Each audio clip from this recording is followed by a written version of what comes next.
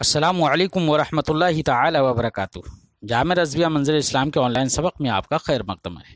پیارے بچوں، کھولتے ہیں اپنی کتاب المعتقد المنتقد، تو کچھ عبارت پڑھ لیتے ہیں۔ آج کے اس سبق میں بچوں ہم یہ بتانا چاہ رہے ہیں کہ مصنف نے اس قدر تفصیل جواب میں ذکر کی جو اس سے پہلے ہم نے بتایا کہ، اور اس جواب سے معلوم ہوا کہ اللہ رب العزت کی قدرت ازلیہ کا تعلق محالات عقلیہ سے نہیں ہے۔ تو اس قدر تفصیل مصنف نے کیوں کی، اس کی وجہ کیا ہے، یہ ایک تو یہ بتائیں گے، جواب اتنی تفصیل سے کیوں ذکر کیا، اور پھر اس کے بعد میں دوسری صفات کی طرف بڑھیں گے۔ پہلی عبارت پڑھتے ہیں۔ بسم اللہ الرحمن الرحیم۔ هذا كلام علماء العقائد والكلام وإنما أردنا بعض التفصيل إنما أوردنا بعض التفصيل مع أن هذا القدر أيضا لم يكن على وظيفة الرسالة۔ بہرحال بچوں، عبارت آپ نے تھوڑی سماعت کی۔ اس عبارت سے صاحب کتاب یہی پیش کر رہے ہیں کہ ہم نے علماء عقائد کے اقوال ذکر کر دیے، ان کے کلام کو تفصیل کے ساتھ ذکر کر دیا۔ حالانکہ ہماری کتاب اس لائق نہیں ہے کہ اتنی تفصیل ہم ذکر کریں، لیکن ہم نے پھر بھی کیوں ذکر کیا؟ اس لیے ذکر کیا کہ یہ محالات سے متعلق جو گفتگو تھی، اس گفتگو میں، اس بحث میں بہت سارے لوگوں کے قدم پھسل جاتے ہیں اور گمراہ ہو جاتے ہیں۔ خاص کر نجدیوں میں سے ایک ان کے بہت بڑے والے نے یہ تک کہہ دیا، ایسا لوگوں کو گمراہ کیا، خود بھی گمراہ ہو گیا، یہ تک کہہ دیا کہ اللہ رب العزت معاذ اللہ کذب پر قادر ہے۔ کیونکہ اگر کذب پر قادر نہیں ہوگا تو پھر، اور بندہ کذب پر قادر ہے تو قدرت انسانیہ قدرت ربانیہ سے بڑھ جائے گی، یہ اس نے کہہ دیا۔ تو بہت بڑا والا تھا، اس لیے لوگ پھسل گئے ہیں اس جگہ پر۔ اس لیے ہم نے تفصیل کے ساتھ یہ بات بیان کی، جس سے یہ بات واضح ہو گئی کہ محالات عقلیہ سے اللہ رب العزت کی قدرت ازلیہ کا کوئی تعلق نہیں ہے۔ فرماتے ہیں ھذا کلام علماء العقائد والکلام، یہ پوری جو ہم نے کلام، جو گفتگو ہم نے پیش کی، یہ علماء عقائد اور علماء کلام کی گفتگو تھی۔ وَإِنَّمَا أَوْرَدْنَا بَعْضَ التَّفْصِيل، ہم نے اس گفتگو کو، اس کلام کو تھوڑے کچھ تفصیل سے پیش کر دیا۔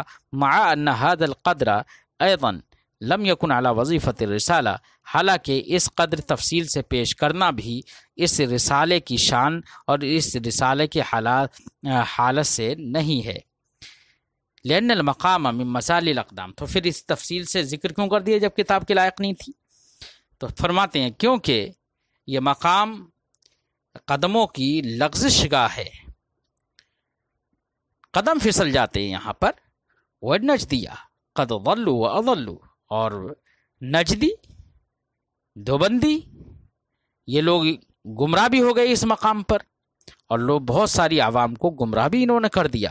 حتی قال کبیرہم، یہاں تک کہ ان کے بڑے والے نے کہا ان اللہ قادر علی الکذب، اللہ رب العزت کذب پر قادر ہے۔ تو کسی ایک نے ہی نہیں کہا ہے،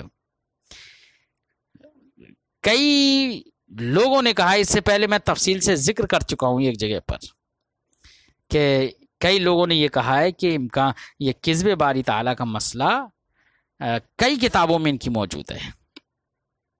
اس سے پہلے ہم تفصیل سے ذکر کر چکے ہیں، ہماری اس سے پہلے کی ویڈیو آپ ضرور دیکھیں۔ ان میں سے کسی بڑے نے کہا کیا اللہ رب العزت کذب پر قادر ہے؟ لأن العبد قادر علیہ، کیونکہ بندہ اس پر قادر ہے کذب پر۔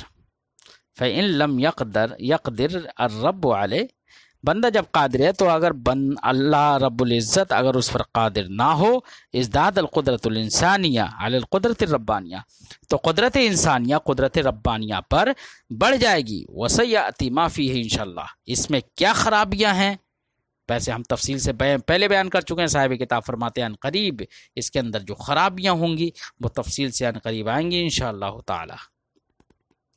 وَمِنْهُ أَنَّهُ السَّمِيعُ الْبَصِيرُ، اور انہی امور واجبہ سے کہ جن امور کا اعتقاد رکھنا اللہ کے حق میں ہم پر واجب ہے، انہی میں سے ایک امر یہ بھی ہے کہ انہ سمیع بصیر، کہ اللہ رب العزت سمیع ہے اور بصیر ہے، سننے والا ہے، دیکھنے والا ہے۔ تو دیکھنے والے تو بچوں ہم بھی ہیں، آپ بھی ہیں، سب ہیں، سبھی دیکھنے والے ہیں، ہم اور آپ، لیکن ہمارے دیکھنے میں اور اللہ کے دیکھنے میں فرق ہے، ہمارے سننے میں اور اللہ کے سننے میں فرق ہے۔ بچوں ہم جو سنتے ہیں وہ ہم اپنے حاسہ سامعہ کے ذریعے سے یا حاسہ باصرہ کے ذریعے سے دیکھتے ہیں۔ ہمارے لیے ایک قوت ہے ہمارے کان میں، ہماری آنکھوں میں ایک قوت اللہ نے رکھی ہے، تو ہم اس آلے کے ذریعے سے، کان اور آنکھ ہمارے لیے آلہ ہیں، ہمارا دیکھنا، ہمارا سننا آلات کے ذریعے سے ہے، لیکن اللہ رب العزت کا سننا، اس کا دیکھنا آلات کے ذریعے نہیں ہے، وہ آلات سے بے نیاز ہے۔ جس طریقے سے وہ علیم ہے، وہ جانتا ہے، لیکن اس کے لیے دماغ نہیں ہے، کیونکہ دماغ وہ جسمانیات کے قبیل سے ہوتا ہے، اوصاف جسمانیات سے ہے وہ، اور اللہ رب العزت جسم اور جسمانیات سے پاک ہے، اس لیے اللہ رب العزت بغیر قلب و دماغ کے علیم ہے۔ بالکل اسی طریقے سے وہ سمیع اور بصیر ہے، بغیر کسی آلہ اور بغیر کسی عضو کے۔ بات سمجھ آئی بچوں؟ فرماتے منہ انہ سمیع بصیر، انہی امور میں سے جن کا اعتقاد رکھنا واجب ہے یہ بات بھی ہے کہ اللہ رب العزت سمیع اور بصیر ہے، بلا جارحۃ من الحدقۃ والاذن، یعنی بغیر کسی عضو کے، آنکھ اور کان کے، بغیر کسی آنکھ اور کان کے عضو کے وہ سمیع اور بصیر ہے، کما انہ علیم بلا دماغ وقلب، جیسے کہ اللہ رب العزت بغیر دماغ اور بغیر دل کے علیم ہے۔ تو بغیر قلب و دماغ کے جیسے وہ علیم ہے، بغیر کسی، ایسے ہی بغیر کسی آنکھ اور بغیر کسی کان کے وہ سمیع اور بصیر بھی ہے۔ والمراد بالسمع، اب سوال یہ ہے کہ اللہ کی سماعت سے مراد کیا ہے؟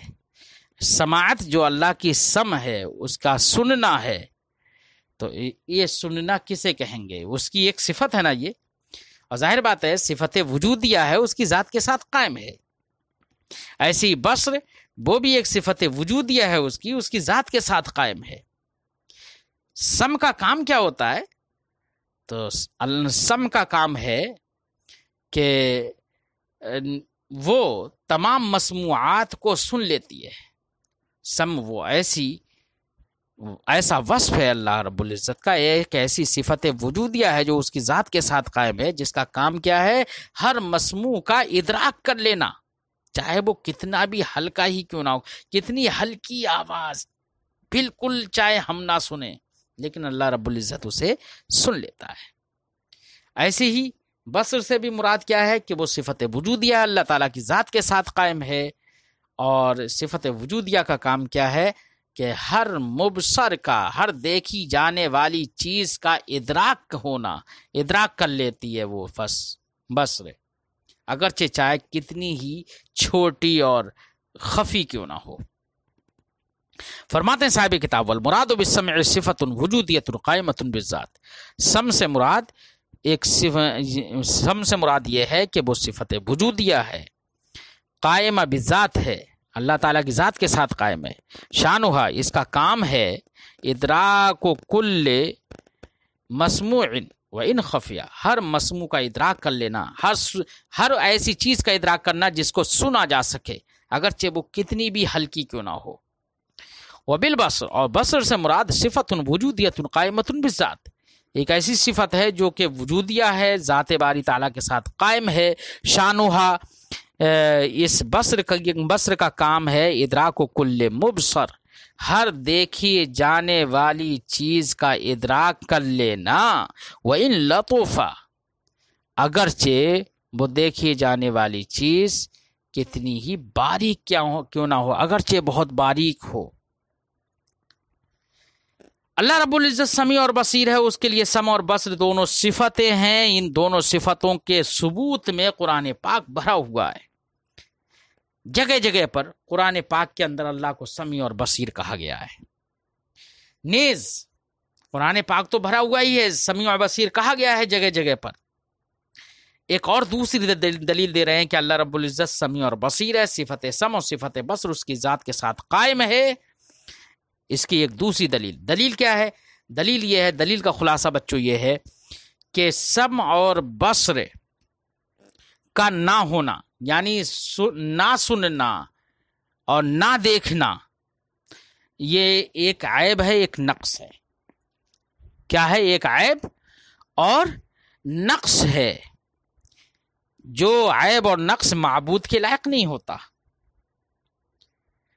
جب عیب اور نقص ہے، معبود کے لائق نہیں ہے، معبود اس عیب سے موصوف نہیں ہو سکتا، کیونکہ جو اس عیب سے موصوف ہوگا وہ معبود ہی نہیں ہوگا۔ اسی وجہ سے حضرت ابراہیم علیہ السلام نے اپنے چچا آزر کو خاموش کر دیا تھا، لاجواب کر دیا تھا، اسی بات کو لے کر کہ آپ نے فرمایا تھا یا ابت لما تعبد ما لا يسمع ولا يبصر، اے میرے چچا تم کیوں اس کو پوچھتے ہو جو نہ سنتا ہے نہ دیکھتا ہے، نہ سنتا ہے نہ دیکھتا ہے۔ اس سے حضرت ابراہیم علیہ السلام کا اس بات کی، اس عبارت سے، اس لفظ سے لا يسمع ولا يبصر سے اشارہ اس بات کی طرف ہوتا ہے کہ معبود تو سننے والا ہوتا ہے، معبود دیکھنے والا ہوتا ہے، جو نہ سنے نہ دیکھے تو عدم سمع اور عدم بصر یہ معبود کے لائق نہیں ہے، کیونکہ یہ عیب ہے۔ بات سمجھ آئی؟ اس لیے اس انداز بیان سے بھی سمجھ میں آیا کہ اللہ رب العزت کے لیے وہ الہ حق ہے، اور الہ کے لیے سمع اور بصر کا ہونا ضروری ہے، کیونکہ عدم سمع اور عدم بصر یہ معبود کے لائق نہیں ہے، یہ عیب ہیں۔ صاحب کتاب فرماتے ہیں والقرآن مملوء بہما، قرآن ان دونوں صفتوں کے ساتھ بھرا ہوا ہے۔ وقد الزم ابراہیم علیہ السلام اباہ، اور حضرت ابراہیم علیہ السلام نے اپنے چچا آزر کو لاجواب بھی کر دیا تھا اپنے اس قول سے، یا ابت لما تعبد ما لا يسمع ولا يبصر، اے میرے چچا تم کیوں اس کو پوچھتے ہو جو نہ سنتا ہے نہ دیکھتا ہے۔ فافادا، تو اس آیت کریمہ نے یا اس کلام نے، اس قول نے افادہ اس بات کا کیا ان عدمہما، کہ سمع اور بصر کا نہ ہونا نقصن، ایک نقص ہے، ایک عیب ہے، لا یلیق بالمعبود، جو کہ معبود کے لائق نہیں ہے۔ ومذہب جمہور اہل السنت انہما صفتان زائدتان علی العلم، اس سلسلے میں بچوں اختلاف ہے کہ سمع اور بصر یہ الگ سے صفتیں ہیں علم کے علاوہ، یا علم ہی کی جانب راجع ہیں۔ اس سلسلے میں اختلاف ہے کہ یہ الگ سے صفتیں ہیں دونوں، علم پر زائد دونوں صفتیں ہیں، علم سے الگ دونوں صفتیں ہیں، یا راجع الی العلم ہیں، یعنی علم ہی کا نام سمع اور بصر ہے، بیں طور کے علم کا تعلق اگر مسموعات سے ہو جائے تو اسی علم کا نام سمع رکھ دیا جائے، علم کا تعلق اگر مبصرات سے ہو جائے تو اسی علم کا نام بصر رکھ دیا جائے۔ تو اس سلسلے میں علماء کا اختلاف ہے۔ جمہور اہل سنت اس بات کی طرف گئے ہیں، جمہور اہل سنت کا مذہب یہ ہے کہ یہ دونوں صفتیں ہیں زائدتان علی العلم، یہ مستقل دو صفتیں ہیں، علم سے الگ ہیں، علم پر زائد ہیں، علم ایک الگ صفت ہے، یہ دونوں صفتیں الگ ہیں، راجع الی العلم نہیں ہیں۔ جمہور اہل سنت کا یہی مذہب ہے۔ کیوں؟ دلیل اس کی یہ ہے کہ اگر راجع الی العلم ہی ہوتی تو قرآن پاک میں، احادیث طیبہ میں جگہ جگہ پر اللہ کو سمیع اور بصیر الگ سے نہیں کہا جاتا، جبکہ قرآن پاک میں کہیں بہت ساری جگہوں پر اللہ کو علیم کہا گیا، کہیں پر اللہ تعالیٰ کو سمیع کہا گیا، کہیں بصیر کہا گیا، تو علیم کہنے کے بعد سمیع بصیر کو کہنے کی الگ سے ضرورت نہیں تھی، لیکن جگہ جگہ پر الگ الگ الفاظ وارد ہیں۔ یہ دلیل ہے اس بات پر کہ سمع اور بصر یہ زائد علی العلم ہے، علم کے علاوہ الگ سے دو صفتیں ہیں، نفس علم نہیں ہے، عین علم نہیں ہے۔ بات سمجھ آئی بچوں؟ صاحب کتاب فرماتے ہوئے مذہب جمہور اہل سنت انہما صفتان زائدتان علی العلم، جمہور اہل سنت کا مذہب یہ ہے کہ یہ دونوں صفتیں زائد علی العلم ہے، علم سے الگ دو صفتیں ہیں۔ ومذہب الفلاسفہ، اور فلاسفہ و بعض المعتزلہ، اور بعض معتزلہ کا مذہب یہ ہے انہما عبارتان عن علمہ بالمسموعات والمبصرات، کہ صفت سمع اور صفت بصر یہ دونوں نام ہیں اللہ کے علم کا، یعنی عبارت ہیں اللہ کے علم بالمسموعات سے اور علم بالمبصرات سے، کہ علم کا تعلق اگر مسموعات سے ہو جائے تو اسی علم کا نام سم رکھ دیا جاتا ہے، اور علم کا تعلق اگر مبصرات سے ہو جائے تو اسی علم کا نام بصر رکھ دیا جاتا ہے۔ یہ اختلاف ہے۔ اس سلسلے میں کچھ علماء اہل سنت نے بھی اس طرح کی بات کہی ہے کہ یہ دونوں صفتیں راجح ہیں علم کی جانب، علم پر زائد اور علم سے الگ صفتیں نہیں ہیں۔ کچھ علماء اہل سنت نے بھی کہا ہے، جیسے کہ امام ابن حمام نے بھی یہ قول کیا ہے۔ قال ابن الحمام، امام ابن حمام رضی اللہ تعالیٰ عنہ نے فرمایا ہما یرجعان الی صفت العلم، کہ یہ دونوں صفتیں صفت علم کی جانب راجع ہیں، ولیستا زائدتین علیہ، اور یہ دونوں صفتیں یہ علم پر زائد اور علم سے الگ دونوں صفتیں الگ نہیں ہیں، مثل الرؤیہ، رؤیت کی طرح ہے۔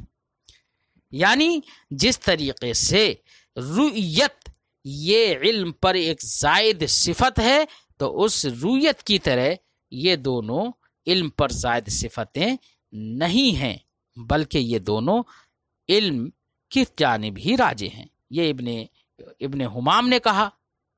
ایسے ہی ابن ابی شریف نے بھی یہاں پر یہ بات کہی، انہما وان رجع الى صفت العلم بمعنى الادراک فاثبات صفت العلم اجمالا لا یغنی فی العقیدۃ عن اثباتہما تفصیلا بلفظیہما الواردین فی الکتاب۔ ابن شریف نے جو بات کہی ہے وہ یہ ہے، وہ کہتے ہیں کہ یہ راجع الی العلم تو ہیں، یہ دونوں صفتیں راجع الی العلم تو ہیں، علم پر زائد تو نہیں ہیں۔ بات سمجھ آئی؟ راجع الی العلم تو ہیں بمعنی ادراک، لیکن صفت علم کا اس بات کر دینا اجمالاً کہ اللہ کو علیم مان لینا، اس طور سے کہ اسی میں سمع اور بصر بھی داخل ہو جائے، تو صرف علیم مان لینا اجمالاً علم کا اس بات کر دینا، یہ اس بات سے بے نیاز نہیں کرے گا کہ تفصیلاً سمع اور بصر کا اس بات نہ کیا جائے، بلکہ اجمالاً اللہ رب العزت کو جس طریقے سے علیم ماننا ضروری ہے، ویسے ہی اللہ رب العزت کے لیے تفصیل کے ساتھ یہ بھی کہنا ضروری ہے، یہ بھی ماننا ضروری ہے کہ اللہ رب العزت سمیع اور بصیر ہے۔ تو انہوں نے ابن ابی شریف کے قول اور ابن حمام کے قول میں دونوں میں فرق ہے۔ ابن حمام نے راجع الی العلم ہی مانا، لیکن انہوں نے یہ نہیں کہا کہ راجع الی العلم ہونے کے باوجود وہ صفت سمع اور بصر کا الگ سے تفصیلاً اعتقاد رکھنا ضروری ہے، بلکہ ابن ابی شریف نے راجع الی العلم تو ماننے کے ساتھ ساتھ یہ فرمایا کہ علم پر بھی اعتقاد رکھنا ضروری ہے، اجمالاً علم کا اس بات یہ سمع اور بصر کے اس بات سے بے نیاز نہیں کرتا ہے، بلکہ تفصیلاً سمع اور بصر کا اس بات بھی کرنا اور اس کو ثابت ماننا بھی ضروری ہے۔ شریعت کریمہ اور احادیث طیبہ اور کتابیں اور قرآن کریم میں الگ سے سمع اور بصر، سمیع اور بصیر کے لفظ وارد ہے، اس لیے الگ سے ان کا اس بات کرنا بھی یہ ضروری ہے۔ فرماتے ہیں قال ابن ابی شریف، ابن ابی شریف نے کہا انہما وان رجعا الی صفت العلم، وہ دونوں یعنی صفت سمع اور صفت بصر اگرچہ صفت علم کی جانب راجع ہیں بمعنی ادراک، فاثبات صفت العلم اجمالا، تو صفت علم کا اجمالا اس بات لا یغنی فی العقیدۃ عن اثباتہما تفصیلا، تفصیلا صفت سمع اور بصر کے اس بات سے عقیدے میں بے نیاز نہیں کرے گا، یعنی ان کے تفصیلاً ان دونوں کے ان دونوں کا اس بات بھی کرنا ضروری ہے۔ الواردین فی الکتاب، ان دونوں لفظوں کے ساتھ ان کی تفصیلاً ان کا اس بات کرنا لازم ہے جو دونوں لفظ وارد ہیں کتاب و سنت میں، کتاب میں وارد ہیں وسنہ اور سنت میں، یعنی سمیع اور بصیر، لأننا متعبدون بما ورد، فرماتے کہ کتاب و سنت میں جو وارد ہو گیا ہے ہم تو اس کے متعبد ہیں، وہ ہمارے لیے امر تعبدی ہے، ہم اللہ کی عبادت گزار ہیں، تو ہم پر لازم ہے کہ ہر حال میں ویسا مانیں جیسا کہ قرآن و حدیث میں وارد ہے۔ لأننا متعبدون، کیونکہ ہم تو اسی کو ماننے والے ہیں، ما ورد فیہما، جو کتاب و سنت میں وارد ہوا ہے۔ وَإِلَى هَذَا يُشِيرُ قول المصنف، اور ابن ابی شریف چونکہ شارح ہیں، انہوں نے مسائرہ کی شرح کی ہے، مسامرہ تو شارح ہے، تو اسی مصنف یہ شارح فرماتے ہیں کہ ہم نے جو تفصیل کر دی ہے اسی کی جانب مصنف یعنی صاحب مسامرہ کا قول بھی اشارہ کرتا ہے۔ انہوں نے کیا کہا ہے؟ ان رویت نوع علم، رویت یہ علم کی ایک قسم ہے، علم کی ایک قسم ہے، والسمع کذالک، اور سمع اور بصر بھی، سم بھی اسی طریقے سے علم کی ایک قسم ہے۔ مع قولہ بعد ذالک، حالانکہ اس کے بعد میں مصنف نے یہ بات بھی کہی ہے، سمیع بسمع بصیر بصفت زائدۃ تسمى بصرا، اللہ رب العزت سمیع ہے سم سے، بصیر ہے ایک ایسی صفت بصر سے جو زائد ہے، جس کا نام بصر رکھا جاتا ہے۔ تو بعد میں سمیع بسمع بھی کہہ دیا، اور پہلے یہ بھی کہہ دیا کہ وہ علم کی ایک قسم ہے، رویت کی طرح، جیسے کہ رویت علم کی ایک قسم ہے۔ ففی ذالک، تو یہ دونوں باتیں کہنے سے تنبیہ ہے، اس دونوں باتیں کہنے میں تنبیہ ہے اس بات پر کہ انہ لا بد من الایمان بہذین النوعین تفصیلا، کہ ان دونوں نوعوں پر ایمان رکھنا ضروری ہے تفصیلا۔ والاولا کما فی شرح المواقف، اور بہتر تو وہ ہے جیسے کہ شرح مواقف میں ہے، بنا کرتے ہوئے علا اس بات پر انہما صفتان زائدتان علی العلم، کہ یہ دونوں صفتیں علم پر زائد ہیں دونوں، ان یقال، بہتر یہ ہے کہ یہ کہا جائے، لما ورد النقل بہما، جب صفت سمع اور بصر کے ساتھ نقل وارد ہے، کتاب و سنت وارد ہے، آمنا بذالک، تو ہم سمع اور بصر کے جس کے ساتھ وہ وارد ہے کتاب و سنت، ہم اس پر ہم ایمان لے آئے۔ وعرفنا انہما کما لا یکونان بالآلتین المعروفتین، اور ہمیں اس بات کا بھی یقین ہے، ہم اس بات کو بھی جان چکے ہیں کہ یہ سمع اور بصر دو مشہور آلہ یعنی کان اور آنکھ کے ذریعے سے سمع اور بصر اللہ کی نہیں ہوگی۔ واعترفنا، اور ہمیں اس بات کا بھی اعتراف ہے بعدم الوقوف علی حقیقتہما، کہ ہم سمع اور بصر کی حقیقت پر اور حقیقتہما اور سمع اور بصر کی حقیقت پر ہم مطلع نہیں ہو سکتے ہیں۔ تو صاحب کتاب فرماتے ہیں کہ بہتر یہ ہے کہ یہ کہہ دیا جائے یہ دونوں صفتیں تو ہیں اللہ تعالیٰ کی، ہمیں یقین ہے کہ یہ دونوں صفتیں ہیں، اللہ تعالیٰ ان دونوں صفتوں سے موصوف ہے، اور اللہ تعالیٰ دیکھتا ہے، جان اور سنتا ہے، لیکن اس کے لیے اعلیٰ نہیں ہے۔ ساتھ ہی ساتھ ہمیں یہ بھی کہنا چاہیے کہ ہم اللہ کی سمع اور بصر جو حقیقت ہے، سمع اور بصر جو صفتیں ہیں، ان دونوں صفتوں کی حقیقتوں پر ہم مطلع نہیں ہو سکتے، یہ کہنا اولا ہے۔ بات سمجھ میں آئی بچوں؟ آج کی گفتگو ہم یہیں پر ختم کرتے ہیں، پھر آئندہ سبق میں ملتے ہیں۔ السلام علیکم ورحمۃ اللہ تعالی وبرکاتہ۔